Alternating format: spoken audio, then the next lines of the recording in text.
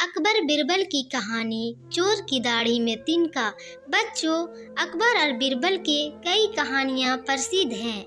यह कहानियों सभी के दिलों में अपनी छाप छोड़ने के साथ साथ अच्छी शिक्षा देना का काम भी करती है। उन्हीं में से एक है चोर की दाढ़ी में तिनका। एक बार की बात है, बादशाह अकबर की सबसे प्यारी अंगूठी अचानक गुम हो गई थी। बहुत ढूंढने पर भी वह नहीं मिली।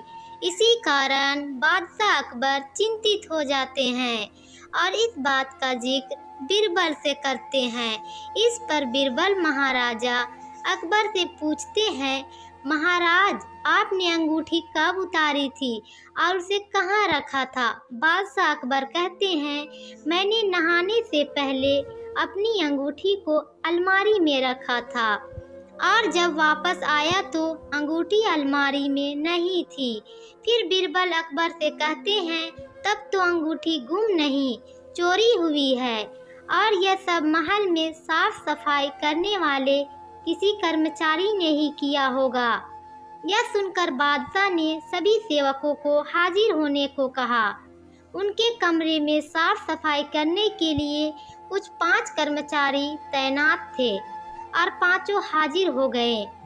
सेवकों के हाजिर होने के बाद बिरबल ने उन सभी को कहा, महाराज की अंगूठी चोरी हो गई है जो अलमारी में रखी थी। अगर आप में से किसी ने उठाई है तो बता दे, वरना मुझे अलमारी से ही पूछना पड़ेगा। फिर बिरबल अलमारी के पास जाकर कुछ फुसफुसाने लगे।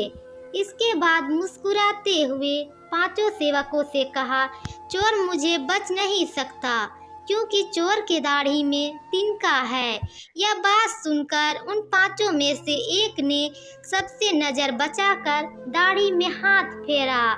जैसे ही वह तिनका निकालने की कोशिश कर रहा हो, इसी बीच बिरबल की नज़र उस पर पड़ गई और सिपाहियों को तुरंत चोर को गिरफ्तार करने का आदेश दिया। जब बादशाह अकबर ने उससे सख्ती से पूछा तो उसने अपना गुनाह कबूल कर लिया और बादशाह की अंगूठी वापस कर दी। बादशाह अकबर अपनी अंगूठी पाकर बेहद प्रसन्न हुए। चोर की दाढ़ी में तिनका कहानी से यही सीख मिलती है कि ताकत की जगह दिमाग का इस्तेमाल करने से हर समस्या का हल मिल सकता है। तो आज की ये पूरी कहानी कैसी लगी दोस्तों? अच्छी लगी हो लाइक, शेयर एंड सब्सक्राइब करना मत भूलिएगा। तो चलिए फिर मिलती हूँ अगली कहानी के साथ। तब तक के लिए बाय दोस्तों।